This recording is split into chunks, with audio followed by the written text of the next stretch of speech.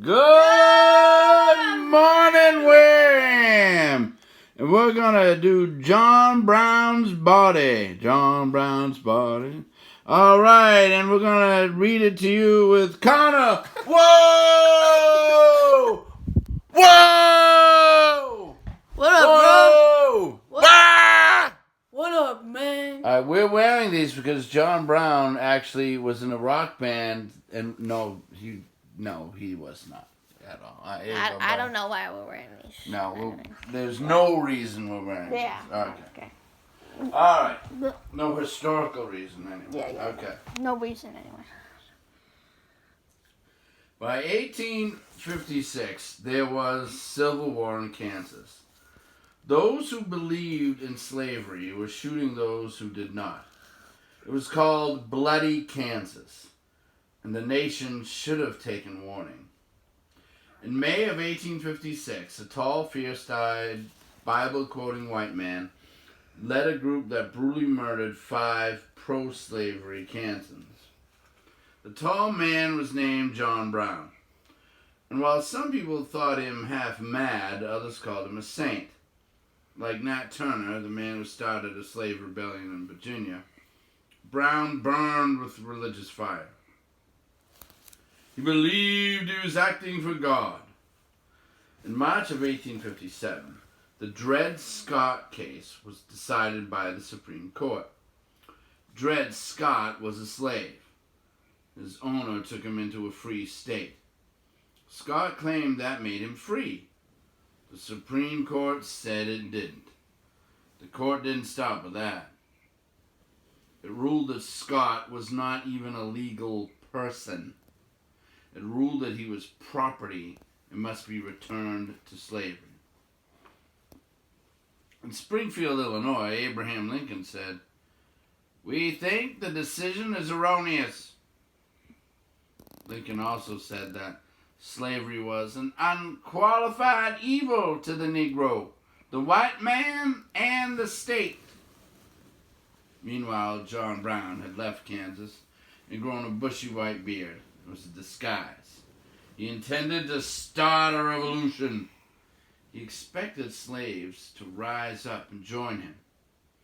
One dark, rainy night in 1859, he and 21 followers put rifles over their shoulders, covered the rifles with long gray scarves, and quietly marched into Harper's Ferry in Virginia.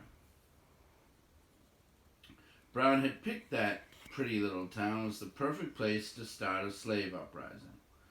It was a strategic spot, a gap in the mountains where 2 rivers, the Potomac and the Shenandoah, come together. He planned a guerrilla war, and the mountain's setting seemed right. Besides, a railroad ran through the town. Even more important, Harper's Ferry was the site of a government arsenal and armory. Guns were made and stored there. Only one guard stood on duty when Brown and a small army marched into town. The guard thought the men were playing some kind of joke. When he saw rifles pointing in his direction, he knew differently. He was soon a prisoner, and John Brown and his followers controlled the armory. Then a train came by. Disciplined soldiers might have acted calmly, but Brown's men panicked and killed an innocent railroad worker who happened to be black and free. After that, they let the railroad cars go on their way. That was foolish. The people on the train took news of the uprising to Washington and Baltimore. Meanwhile, some of Brown's fighting abolitionists were knocking down Colonel Lewis W. Washington's front door. Colonel Washington, who lived near Harper's Ferry, was George Washington's great-great-nephew. He owned a sword that the King of Prussia had given the first president. John Brown wanted that sword. General Washington had fought for American freedom. John Brown believed he was doing the same thing. The colonel, the sword, and some townspeople were hauled off to the armory and held hostage. Maybe Brown was insane, or maybe he wanted to die for his cause. because although he had planned the raid for months, he brought no food with him.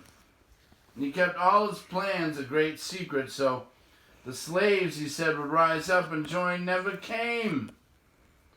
No one knows if they would have come if they'd known what was happening. They didn't learn about John Brown until too late. It was white Virginians who responded with astonishing speed. Church bells in all the neighboring communities rang the alarm, and men on horseback spread the word. Soon, very soon, the town was filled with militia and armed farmers. Some of them began to drink, and the atmosphere got ugly. Shots rang out, people were killed. One was the county mayor of Harper's Ferry. 2 of Brown's men were gunned down when they came out of the armory carrying a white flag. Then the U.S. Army and the U.S. Marines arrived. They charged into the engine house, where Brown made his last stand, and soon it was all over. Brown was captured by an Army officer named Robert E. Lee and given a trial that all the nation followed. John Brown lay in the courtroom on a cot. He said his wounds, sword cuts around the head, made it necessary for him to lie down. Some 500 spectators crammed into the small country courtroom. Peanut shells littered the floors and fingerprints marked the dirty white walls. Outside on the streets of Charleston, 10 miles from Harper's Ferry, several thousand people stood around hoping to see something of the now famous man. Brown pleaded not guilty to treason and murder. His captors did not realize the fiery abolitionist had the skills of a brilliant actor. They gave him an audience that included people all over the country, and other nations too. Newspaper reporters wrote of his every word in action. John Brown put on a performance few forgot. Often he lied, but he knew how to make people believe in him. And there was truth in the cause he argued. His words inflamed the North. I deny everything but a design on my part to free slaves. Had I interfered in the manner which I admit, in behalf of the rich, the powerful, the intelligent, the so-called great, every man in this court would have deemed it an act worthy of reward rather than punishment. The abolitionists were outraged by the trial. They said it wasn't fair.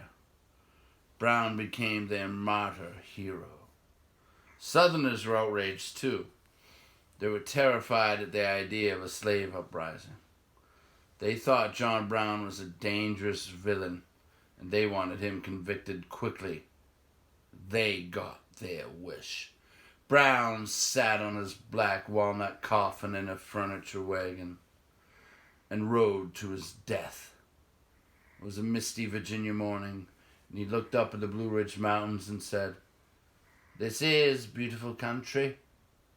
I never had the pleasure of really seeing it before."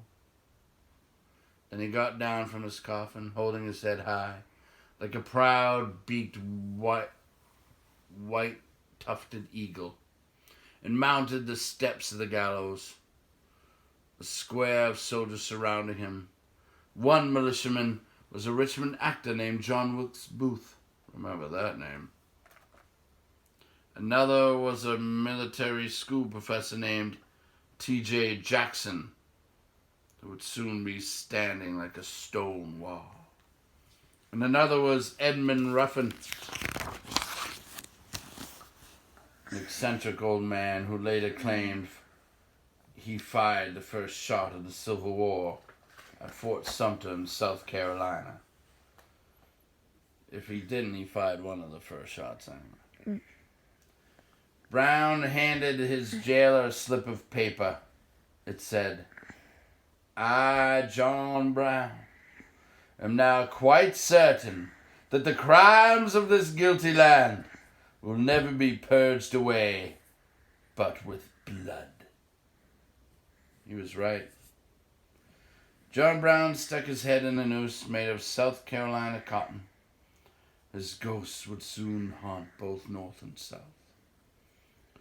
Northern soldiers would sing a rousing song about him, and Southerners would hate him. Only a few people were able to talk of John Brown with any sense at all. One of them was Abraham Lincoln. He said, "Old John Brown has been executed for treason against the state. We cannot object. Even though he agreed with us in thinking slavery wrong, that cannot excuse violence, bloodshed, and treason." That winter, Lincoln, who was campaigning for president, said, 1/6 of the population of the United States are slaves, looked upon as property, as nothing but property. The cash value of these slaves, at a moderate estimate, is $2 billion.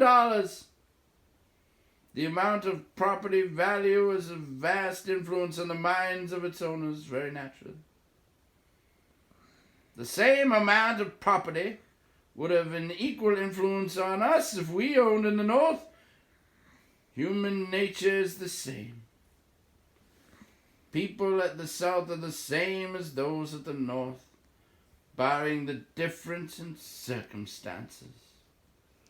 And so it came to that. Slaves represented money, and few people will give up their wealth without a fight. So John Brown was actually really important. After this scare of a slavery uprising, the South started having militia, just like the Patriots in New England did after the Boston Tea Party. They were preparing for a war. The Civil War. Bye. And say bye, Connor. Bye. Normal. Sorry. Bye. Bye.